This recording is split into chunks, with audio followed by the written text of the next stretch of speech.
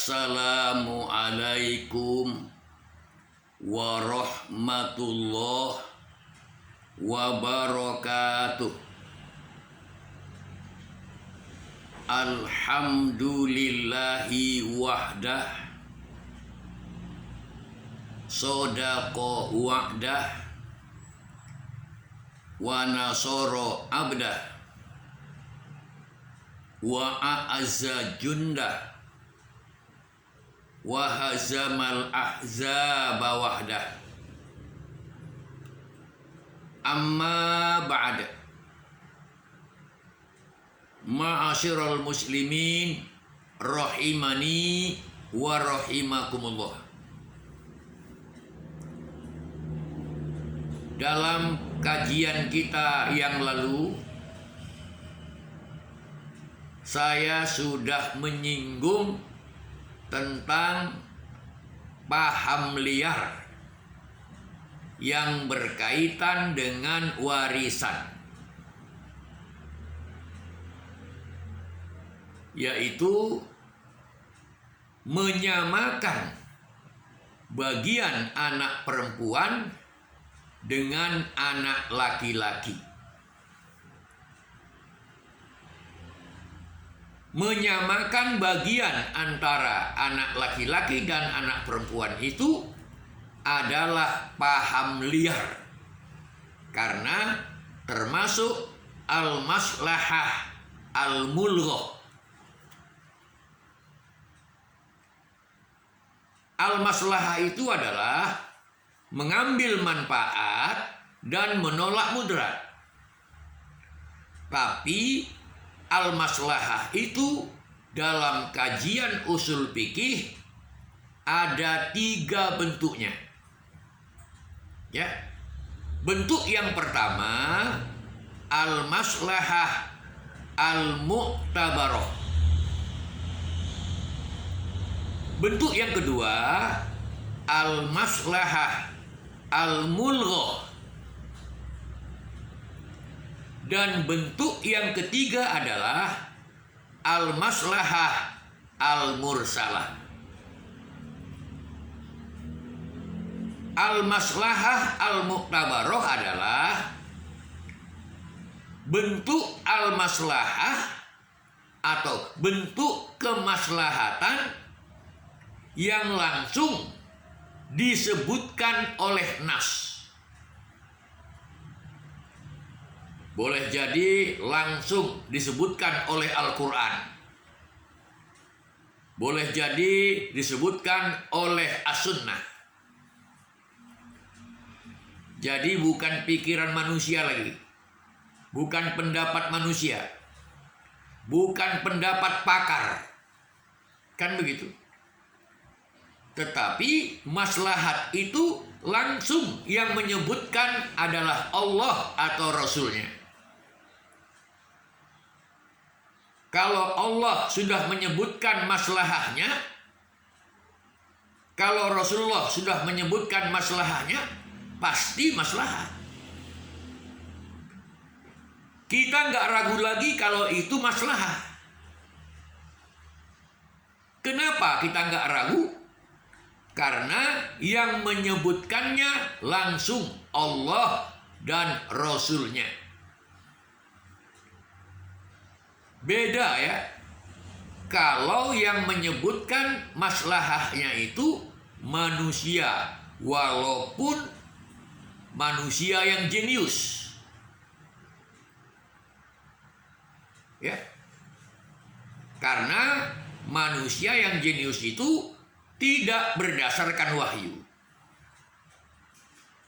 Memang Rasulullah juga manusia, tetapi Rasulullah itu berdasarkan wahyu.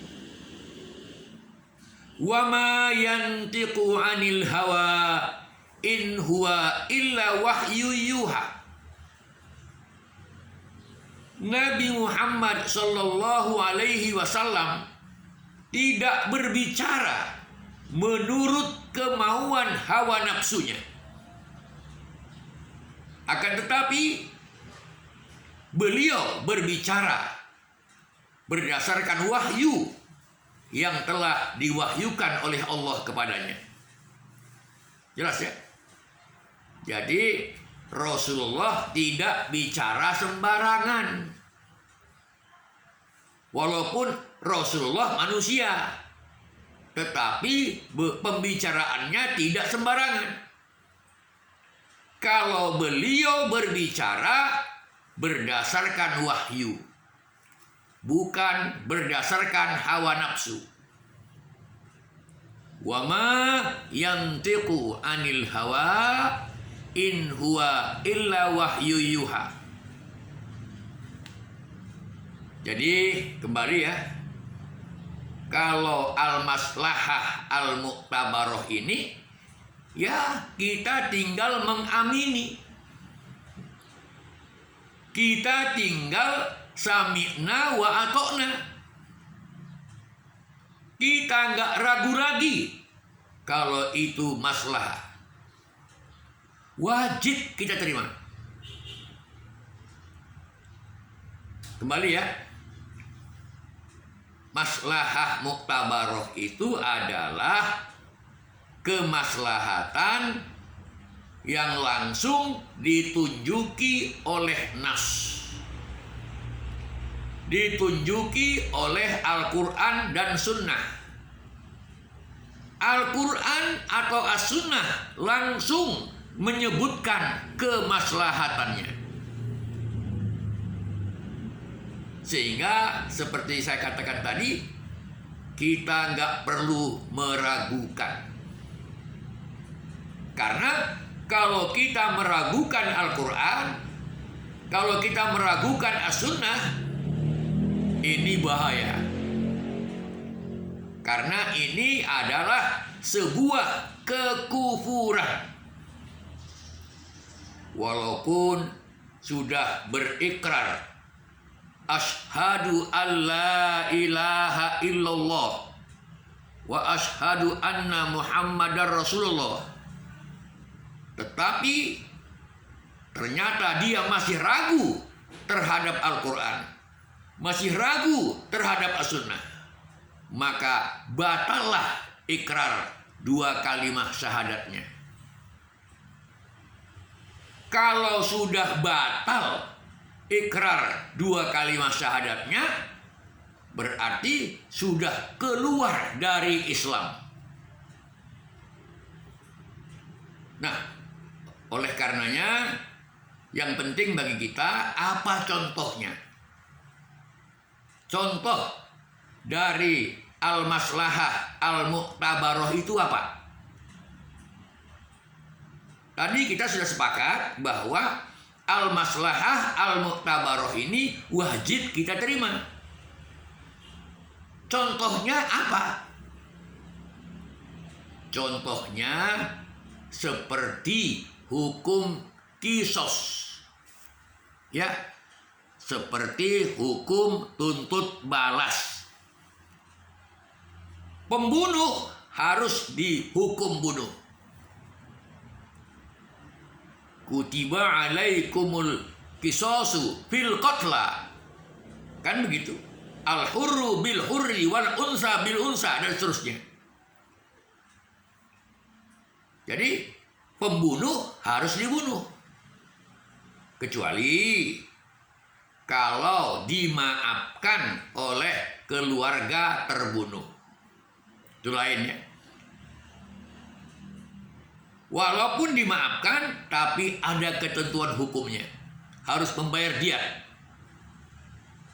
Nah, andai kata tidak dimaafkan oleh keluarga yang terbunuh, maka si pembunuh harus dibunuh. Membunuhnya itu namanya hukum kisos. Apakah itu baik? Baik. Siapa yang bilang baik? Allah.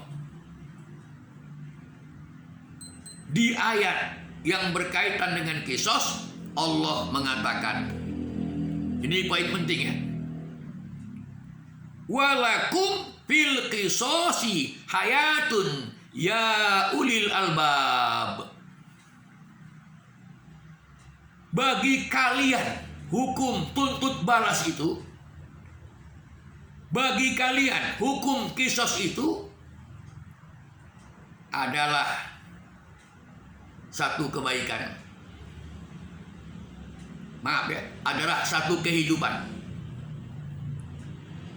Bagi kalian hukum kisos itu adalah suatu kehidupan, hayatun.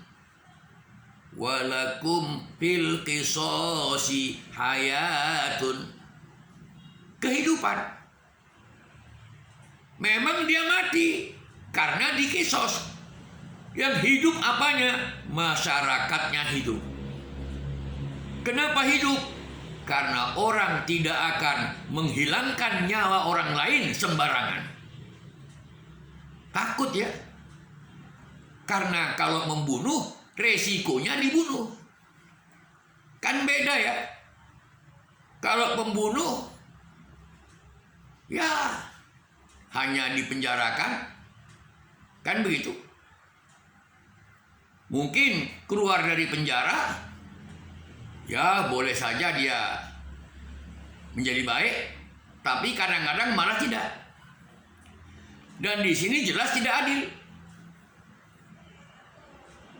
Tapi kalau pembunuh itu dibunuh, masyarakat takut membunuh. Berbeda seperti saya katakan tadi, kalau hanya di penjara. Alah, penjaranya kok paling-paling 20 tahun keluar, akan begitu.